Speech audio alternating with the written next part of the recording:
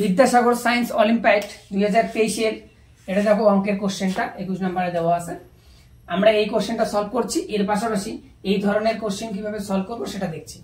আমাদের কাছে দেওয়া আছে এইটা, আর বলা আছে এইটা একটা পূর্ণবর্গ রাশি।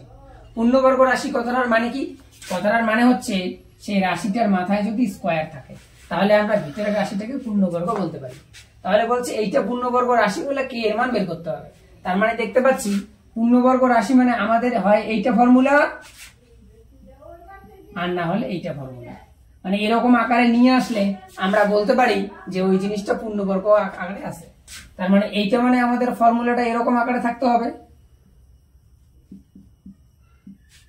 আর এইটা মানে আমাদের এরকম আকারে থাকতে হবে।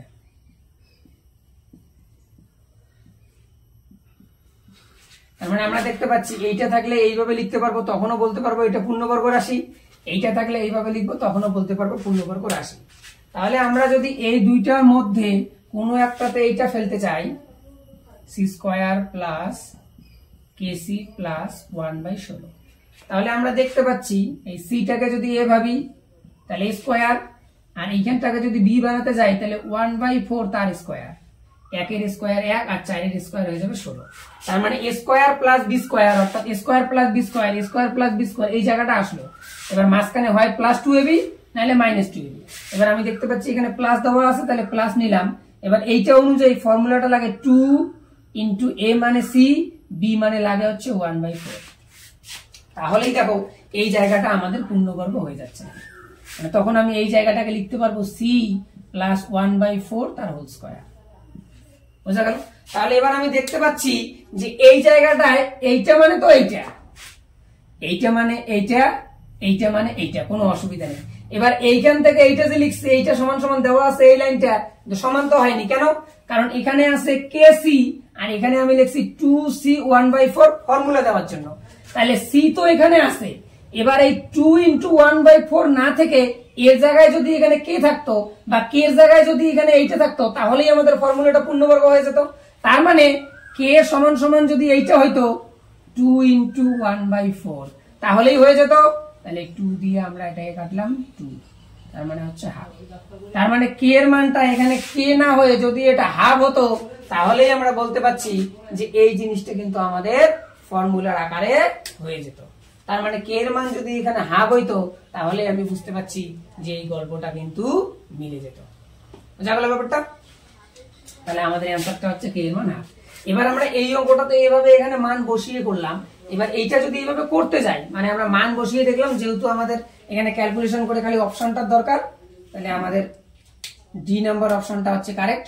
এবার আমরা এই অঙ্কটা যদি করতে হয় পরীক্ষায় তখন আমরা এই অবধি রাইখা এটা করলে তো নাম্বার দেবে না, যে এখানে তো আমি মান বসাই দিয়ে করছি। তাহলে এবার আমরা এই অঙ্কটা করব কি করে সেটা আমি দেখাচ্ছি। দেখো এবার যদি এটা আমাকে পুরো পরীক্ষার জন্য করতে হয় তাহলে কি করে করব? এটাকে এ বানালাম প্লাস এটাকে বি বানালাম, স্কয়ার বি স্কয়ার হয়ে গেল। তাহলে +2ab আমি দিয়ে দিব, আগে এটা থাক আর না থাক আমি দিয়ে দিব, আমাদের এটা লাগে। এবার দেখো এখানে 2c আর 1 গুণ করলে 2c আর নিচে 4, তাহলে আমি এটা যেহেতু বেশি দিয়েছি আর এখানে কেসি আছে প্লাস কেসিটা লিখলাম। এবার এইটা মানে এইটা, এইটা মানে এইটা, এইটা মানে এইটা, তাহলে এই জিনিসটা আমি বেশি লিখছি, তাহলে এইটা আমি বিয়োগ করে দেই। তাহলে -2c/4 বা c/2 লিখলেও হবে, কোনো অসুবিধা নেই। তার মানে এই জিনিসটা আর এই জিনিসটা মানে এইটা সূত্রের জন্য দিয়েছি, তাহলে এইটা বেশি লিখছি, এইটার সাথে এইটা কেটে যাবে যেহেতু বিয়োগ করে দিয়েছি, আর এইটা মানে তো এইটা, এইটা মানে এইটা, এইটা মানে এটা। তার মানে এই লাইন সমান সমান এই লাইন এবার আমি লিখতে পারছি, কোনো অসুবিধা নেই। এবার তাহলে দেখো এইটুকু জায়গাকে আমি লিখতে পারি c + 1/4 তার হোল স্কয়ার। এটা হইল, পাশে থাকলো প্লাস, যদি আমি c কমন নেই তাহলে k - 2/4, এটাকে দিলাম 1 নাম্বার। এবার দেখো এই 1 নং সমীকরণটা পূর্ণবর্গ হবে কখন? যদি এই পার্টটা না থাকে, যদি এই পার্টটা 0 হয়ে যায় তবেই তো এই পার্টটা পূর্ণবর্গ। এই অ্যাঙ্গেল থেকে আমরা এবার অঙ্কটা করব যে 1 নং সমীকরণটা পূর্ণবর্গ হবে কখন?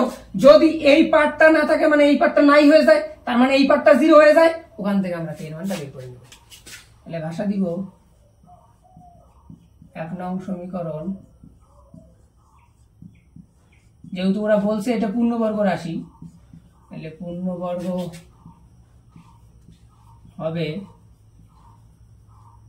যদি c ইন্টু কে মাইনাস 2/4 এটা ইকুয়াল টু 0 হয়। 1 নং সমীকরণ পূর্ণবর্গ হবে যদি আমাদের এই জায়গাটা কি হয়ে যায়, 0 হয়ে যায়। এবার যদি এই জায়গাটা 0 হয়ে যায় তাহলে দেখো তো কি হচ্ছে, এই সিটাকে যদি ওইদিকে নিয়ে যাই তাহলে 0/c, দ্যাট মিন্স 0। তার মানে c আর লিখবো না, কে মাইনাস 2/4 এটা সমান সমান 0/c। আশা করি এটা আর বলার বাকি না কেন, 0।